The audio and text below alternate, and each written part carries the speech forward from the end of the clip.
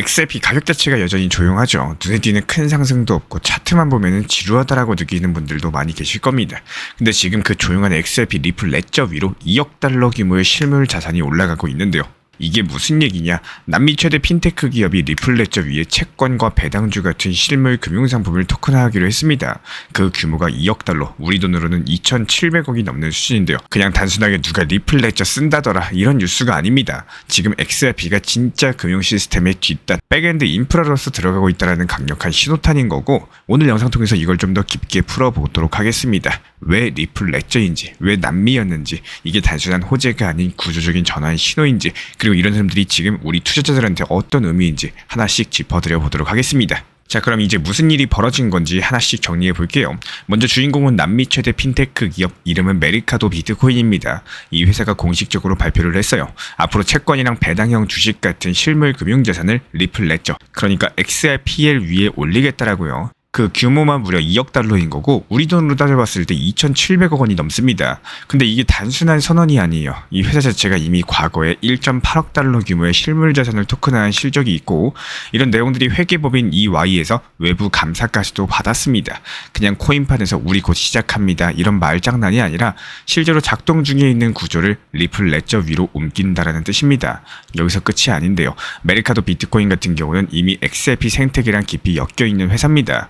리플의 국제결제 시스템 리플 페이먼트도 도입을 했고, 리플이 최근에 출시한 달러 기반의 스테이블 코인 RLUSD도 거래소에 상장시킨 첫 번째 파트너인데요. 즉, 이 회사 자체가 리플 레저를 단순한 실험용 플랫폼이 아니라 실제 금융상품 발행, 결제, 유통까지 전부 다 연결할 수 있는 백엔드 인프라로서 활용하고 있다는 얘기입니다.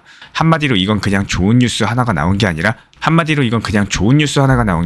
지금 리플 레저가 제도권 금융 시스템 안에서 실제로 돌아가기 시작했다, 이 신호라고 보시면 되는 거고요. 그러면 궁금해질 수밖에 없겠죠. 이런 대규모 토큰화 프로젝트를 왜 하필 리플 레저 XRPL 위에서 했을까? 그 이유는 명확합니다. 빠르니까, 싸니까, 그리고 이미 검증됐기 때문입니다. XRPL 같은 경우는 거래 처리 속도가 굉장히 빠르고요. 수수료도 거의 없다시피 합니다. 그런데 그건 솔라나도 비슷하지 않냐고요? 맞습니다. 기술적으로만 보면 빠른 체인은 많은데, 근데 문제는 기관들입니다. 은행이나 대형 핀테크 회사, 증권사 같은 곳들이 가장 중요하게 보는 거는 이 시스템이 과연 얼마나 신뢰할 수 있느냐, 규제랑 맞물릴 수 있느냐, 이 두 가지인데, 그런 기준에서 봤을 때 XRPL은 굉장히 유리한 위치에 있습니다. 왜냐하면 리플이 미국 SEC와의 오랜 소송 끝에서 결국에 XRP는 증권이 아니다라는 판단을 받아냈기 때문인데요. 법적으로 싸움이 끝났고 미국에서도 어느 정도 제도권 인프라로 인정받은 상태인 거죠. 게다가 리플 같은 경우는 여기서 멈추지 않고 RLUSD라는 기업형 스테이블 코인을 내놓고 실제 결제와 연동을 시작을 했습니다. 즉, 토큰화된 자산을 그냥 보기 좋게 만들어 놓은 게 아니라 실제 결제, 유통과 자금 이동까지 전부 다 연계가 가능한 시스템으로 묶고 있다는 건데요. 반면에 이더리움 같은 경우는 수수료가 여전히 부담이 있고, 솔라나는 다운타임 이슈나 네트워크 불안정성이 있다는 점에서 기관들이 쉽게 올라타기는 어려운 플랫폼입니다. 그래서 이번에도 리플 레저가 선택이 된 거고, 기술만 좋은 게 아니라 규제 리스크를 이미 이겨낸 플랫폼이기 때문이에요. 그리고 그만큼 공공 인프라로서의 신뢰까지도 확보하고 있다는 뜻인데요. 그러면 이제 또 하나 궁금해지겠죠. 왜 하필 남미냐? 리플 레저 같은 글로벌 인프라라면은 유럽이나 미국에서도 할 수 있을 텐데 왜 2억 달러짜리 토큰화를 브라질에서 시작을 했냐? 그 이유는 남미가 지금 실물 자산 토큰화 RWA가 가장 절실한 시장이기 때문입니다. 남미 국가들 같은 경우는 대부분 자국 통화가 불안정하니까 물가도 자주 올라가고 환율도 널뛰기죠. 사람들이 자연스럽게 미국 달러 기반 자산을 선호하게 됩니다. 그래서 남미에서는 이미 스테이블코인 사용량 자체가 굉장히 높아요. 그걸 기반으로 한 RWA 토큰화 수요도 빠르게 커지고 있는 중입니다. 그냥 이번 프로젝트를 시작한 브라질 같은 경우는 포르투갈이랑 금융 언어적으로 연결이 되어 있다 보니까 향후에 유럽 시장을 확장하기에 딱 좋은 거점 역할을 할 수가 있겠죠. 지금도 실제로 유럽과 라틴 아메리카를 연결하는 크로스 보더 결제 수요가 활발하다 보니까 여기서 가장 중요한 포인트, 이 지역은 규제 환경 자체가 빠르게 정비가 되고 있다는 점입니다. EU 같은 경우는 이미 미카라는 디지털 자산 규제를 통과시켰고, 브라질도 디지털 증권 관련된 법안을 정비하면서 공식적으로 토큰화 시장을 받아들이고 있는 분위기인데요. 한마디로 정리하면 이렇습니다. 남미는 지금 RWA 실제 사용이 먼저 터질 수밖에 없는 환경인 거고, 그 안에서 리플 레저는 실제 유동성과 결제, 규제까지도 한 방에 연결할 수 있는 현실적인 해답을 제시하고 있는 거죠. 그럼 여기서 중요한 질문 하나만 드려보도록 하겠습니다. 이 프로젝트가 그냥 한 가지 기업이 리플 레저를 써본 사례 정도로 보면 되는 걸까요? 정답은 아닙니다. 이건 단일 사례가 아니라 전체 판이 바뀌고 있다는 증거인 거고, 지금 일어나고 있는 거는 XRP 생태계 전체의 방향 전환이에요. 먼저 큰 숫자 하나만 소개시켜드려 볼게요. 보스턴 컨설팅 그룹이 리플과 함께 발표한 자료에 따르면요, 실물 자산 토큰화 시장, 즉 RWA 시장은 2033년까지 19조 달러 규모로 성장할 거라고 전망을 하고 있습니다. 그냥 단순한 코인판의 미래가 아니라 기존 전통 금융자산이 온체인으로 현재 이동을 하고 있다는 얘기고, 미래에도 이동을 하고 있을 거라는 얘기입니다. 그리고 리플은 이런 흐름들 속에서 단순한 송금 네트워크로 남지 않겠죠. 지금은 자산을 발행하고 그걸 유통시키고 결제와 정산을 연결하고 심지어 유동성까지도 공급하는 말 그대로 금융의 백엔드 인프라 전체를 설계하는 중입니다. 여기서 핵심 연결고리가 뭐냐면은 바로 RLUSD입니다. 이건 그냥 달러를 따라가는 스테이블 코인이 아니에요. 기관형 결제, 자산 토큰화, 글로벌 정산까지 이어지는 중간 다리 역할을 하고 있는 거고, 지금 남미에서 일어난 이 2억 달러 토큰화 프로젝트도 그냥 한 번 써본 테스트가 아니라요, 리플이 꿈꾸는 전체 구조 속에서 맞춰진 퍼즐 한 조각인 거죠. XRP 레저 같은 경우는 지금 단순한 송금 네트워크에서 규제 기반의 실물 자산 플랫폼으로 변신 중에 있는 거고요. 이런 흐름들은 우리가 지금 보고 있는 이런 조용한 뉴스들 속에 담겨 있습니다. 그렇다면 이제 얘기를 우리가 투자자 입장에서 한번 정리해 보도록 하겠습니다. 지금 XRP 가격이 조용하다라고 해서 에이 다 끝났네, 그냥 물량만 푸는 거 아니냐, 이렇게 생각하시는 분들 분명히 계실 거예요. 하지만 가격이 조용하다고 해서 시장 전체가 멈춘 건 아닙니다.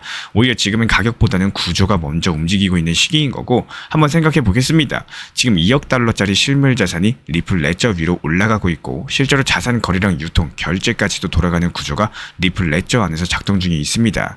ETF 기대감, RLUSD의 유통 확대, 그리고 온체인에서 확인되는 고래 매집과 기관 트랜잭션 증가까지도 단순한 기대감이 아니라 숫자들이 먼저 움직이고 있다는 얘기인 거고, 그럼 이 시점에서 우리 같은 개인 투자자들은 어떻게 해야 될까요? 지금은 단타를 칠 타이밍은 아닙니다. 진짜 중요한 건 구조를 먼저 읽을 수 있느냐인 거고, 이런 구조들을 미리 이해하면서 흐름 안에서 버티는 사람들이 결국에 큰 수익을 가져가게 될 거예요. 요즘처럼 시장이 조정받고 심리적으로 흔들릴 때 사실상 투자자 심리 테스트가 시작되는 구간이기 때문에 이런 뉴스가 왜 중요하냐, 이런 흔들리는 와중에 XRP는 그냥 옆으로 기는 게 아니구나, 지금도 실제로 뭔가가 구축이 되고 있구나, 이런 확신을 만들어주는 재료가 되기 때문인데요. 존버라는 게 단순하게 그냥 참고 버티는 게 아니라 이유를 아는 사람들이 버틸 수 있는 구조예요. 오늘 같은 뉴스 자체가 그 이유를 우리한테 숫자랑 사례로서 구체적으로 보여주고 있는 겁니다. XRP는 지금 가격보다 역할이 먼저 움직이고 있는 자산입니다. 그래서 요즘에는 얼마까지 오를까 보다는 이게 어디에 쓰이고 있느냐, 이런 질문들이 훨씬 더 중요한 거고, 단순하게 차트만 보는 시기였다면 이런 뉴스는 그냥 참고자료 정도로만 넘길 수 있었겠지만요, 이제는 다릅니다. 오늘 말씀드린 남미의 2억 달러 프로젝트는 XRP가 실제 금융 시스템 안에서 어떤 일을 해내고 있는지 그걸 보여주는 아주 현실적인 사례로 보여요. 이런 것들을 이해하고 나시면은 지금 이런 조용한 시간들이 기회처럼 보이기 시작을 할 겁니다. 최근에 XRP는 오랜 기간 눌려왔었던 하락 추세선을 돌파한 3,000원대 초반대에서 조용히 박스권을 형성 중에 있는데요. 이게 단순한 횡보가 아니라 세력의 숨고르기처럼 느껴지는 이유가 있습니다. 먼저 눈에 띄는 것은 거래량이에요. 급락 없이 하단에서 일정한 매수세가 반복이 되고 있고, 3,025원 부근의 저점 지지력이 상당히 강력하게 유지가 되고 있습니다. 이런 구간들이 지난 6월 하순부터 3번이나 지지를 받은 구간이기 때문에 시장이 이 가격을 쉽게 깨지 않겠다라는 의지를 보여주는 부분인 거죠.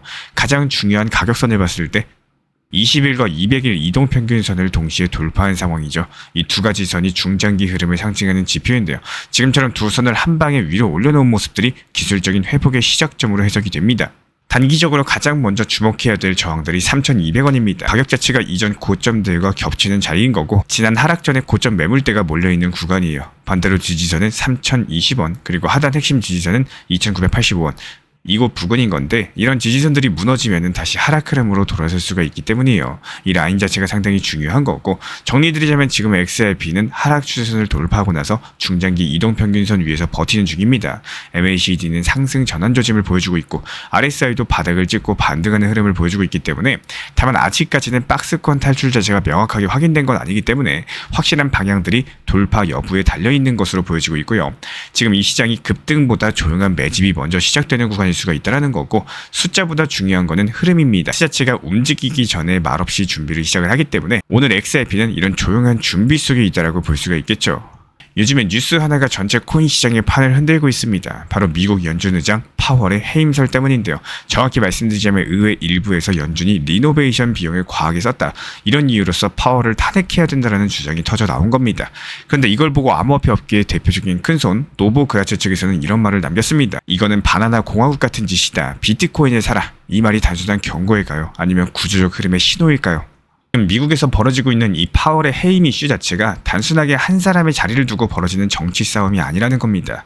중앙은행의 독립성을 정치권이 직접 흔들고 있다는 굉장히 민감한 시그널인 거고, 보통 시장 같은 경우는 정치보다 통화를 더 믿습니다. 왜냐하면 정치는 표를 보고 움직이지만 통화는 숫자랑 시스템을 기반으로 움직이기 때문인데요. 그런데 지금은 정치가 통화를 흔들고 있는 그림이 자주 나오고 있는 거고, 미국 연준이 정부 눈치를 보게 되고 그게 정책의 방향을 바꾸는 결과로 이어지게 된다면 시장 입장에서는 이제 달러도 절대 안전하지 않다라는 불신이 싹트기 시작을 하는 거죠. 그래서 노보그라츠가 말한 비트코인을 사라 관련 발언이 나오는 겁니다. 과거에도 똑같은 패턴을 말한 적이 있었죠. 정부가 돈을 너무 찍어내면은, 그리고 중앙은행이 정치화된다면은 시장은 금이나 비트코인 같은 자산으로 도망칠 수밖에 없다. 이번에도 정확히 이런 흐름들이 시작된다라고 본 겁니다. 비트코인을 바나나 공화국의 해답이라고 표현한 거는 단순히 코인업계 사람으로서의 홍보성 발언을 한 게 아니라 시스템 외적인 자산, 즉 정치나 중앙은행 통제에서 자유로운 돈을 의미하는 상징이기 때문이에요. 그 타이밍 자체가 기가 막히게 맞물려 버렸죠. 지금이 바로 비트코인의 세 번째 불마켓이 시작되는 초기 구간이라는 분석이 나온 겁니다. 2013년 첫 번째 사이클, 2017년 두 번째 사이클, 그리고 지금 2025년을 앞두고 있는 타이밍에서 과거 패턴을 보면요. 하락장에서 축적 구간, 그리고 불마켓 진입까지 약 1400일 정도가 걸렸습니다. 지금 우리가 있는 위치가 딱 그 축적 자체가 끝나면서 본격적인 상승장으로 가는 초입이라는 거죠. 이번 사이클의 목표가 25만 달러에서 30만 달러까지도 열려있다는 분석이 나오는 것도 이런 이유입니다. 중요한 건 단순하게 숫자가 아니라 구조인 거고, ETF 승인과 반감기, 정책 리스크, 기관 매집, 그리고 시스템 불신이라는 조합들이 동시에 벌어지고 있다는 거예요. 단순한 기술적인 반등이 아니라 서사가 붙은 상승이라는 거죠. 그래서 이건 단순하게 비트코인 오릅니다, 떨어집니다가 아니라 왜 지금 이 타이밍에 시장의 자산 이동이 시작되려고 하는가, 이런 것들을 이해하는 게 핵심인 거고, 정치가 통화를 건드리기 시작하면은 자산은 반드시 대체 자산으로 이동합니다. 지금 시장이 조용하다라고 해도 그 안에서는 수많은 사람들이 포지션을 옮기고 있다는 거. 비트코인은 단순한 디지털 자산이 아니라 정부랑 중앙은행이라는 기존 금융 시스템 밖에서 작동하는 보험과도 같은 존재로서 서서히 자리를 잡고 있는 거고, 그래서 지금은 단기 시세에 일희일비하기보다는요, 중기적인 시각에서 포지션을 분할 진입해두는 거, 이게 오히려 더 안정적인 대응 전략이 될 수가 있습니다. 우리는 종종 자산의 가격만 보고 매수 타이밍을 고민하지만요. 진짜 중요한 건 왜 사람들이 그 자산을 찾기 시작했는가, 이런 것들을 먼저 읽는 거고, 이번 영상의 핵심은 바로 이겁니다. 비트코인이 다시 주목받고 있다는 거는 단순한 기술적인 흐름이 아니라 구조적인 신뢰의 이동 자체가 시작됐다는 시그널인 거고, 이런 흐름들을 미리 읽을 수만 있다면 지금 이 타이밍은 단순한 뉴스가 아니라 새로운 사이클의 출발점이 될 수가 있습니다. 구독자분들이 생각하셨을 때 투자 시장에서 최악의 습관, 안 좋은 매매는 무엇이라고 생각하시나요? 그리고 많은 개인분들께서 이런 어떤 코인이든지 손실과 많이들 표현하시는 단어로서 물리신 적이 있으실 겁니다. 투자 시장에서 마이너스, 물리는 경우를 100% 피해갈 순 없어요. 그 누구나 신이 아닌 이상 내가 매수한 코인들이 100% 오를 수가 없기 때문에 물리게 되는 일이 당연한 겁니다. 하지만 한 가지 정말 중요한 차이점이 있습니다. 물려도 괜찮은 매매 방법이 있고, 또 물리면 최악의 경우가 발생하는 매매 방법이 있습니다. 가장 대표적으로 몰빵 투자의 매매 습관인데요. 제가 여기서 말씀드리는 몰빵 투자는 비트코인이든 XRP든 이더리움이든 메이저, 알트 모든 것들을 통틀어서라도 몰빵은 위험하다라고 말씀을 드리는 겁니다.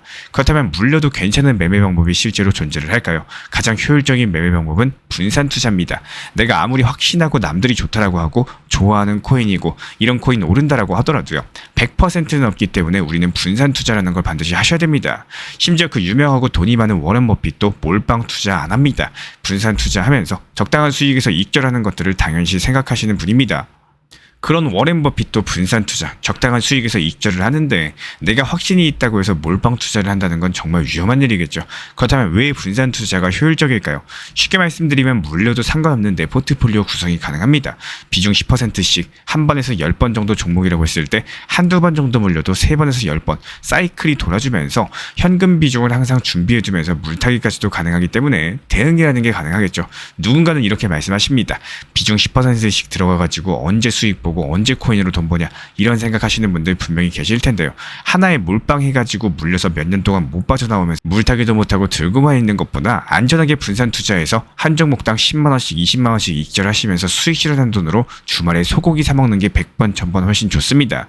절대로 확신이 드는 그 순간 스스로를 의심하시기를 꼭 추천을 드리고 싶습니다. 확신보다 무서운 투자 매매 습관은 없기 때문에 항상 분산 투자로서 의심과 안정성을 1순위로 원칙 매매 활용하시기를 추천을 드리겠습니다.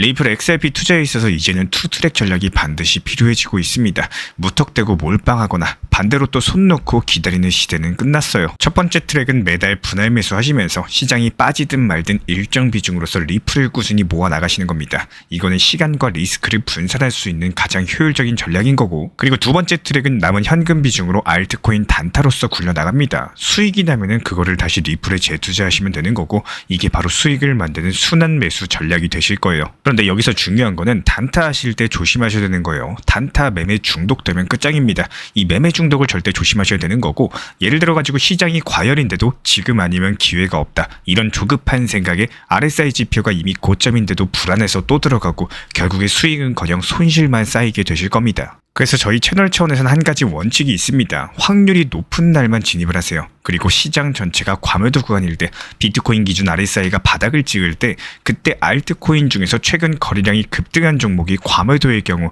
MACD, 볼린저 밴드, 이동평균선과 일목균형표 참고해서 신중하게 매수 진입 타점 들어갑니다. 그리고 그 외에는 아예 매매를 쉬는 날도 반드시 있어야지 진짜 단타인 거고, 그렇다면 이걸 어떻게 구별할 수 있는지 궁금하실 거예요.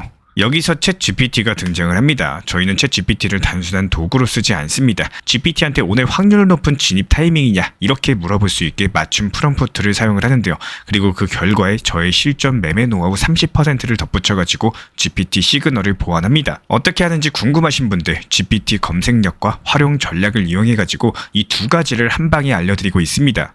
현재 보이시는 번호로서 리플 단타라고 문자 남겨주세요. 지금 이 영상 보신 분들에게만 오픈합니다. 그냥 GPT 쓰는 법이 아니라 투자로 연결되는 GPT 사용법 지금 바로 알려드리도록 하겠습니다. 제가 안내해드리고 있는 코인 신사 채널 멤버십 전용방에 대해서 짧게 설명드려 보도록 하겠습니다. 리플, 암호화폐 시장에 대한 중요한 이슈, 그리고 브리핑이나 시장의 흐름에 대한 전문적인 분석 내용 설명과 함께 차트상의 기술적 분석, 온체인 지표와 투자 심리에 대한 내용들을 같이 안내 도움드리고 있고, 가장 중요한 투자 심리를 컨트롤하기 위해서 포트폴리오의 구성에 대한 노하우, 투자 심리 컨트롤에 대한 내용도 같이 안내드리고 있습니다. 코인 신사 스터디 멤버십 가입하신 분들께서는 아래 번호 혹은 신청 링크 통해서 남겨주시면 제가 연락드리고 있고, 안내 설명과 함께 신사 채널 리플 전용 멤버십 방에도 입장 안내 설명드리고 있습니다.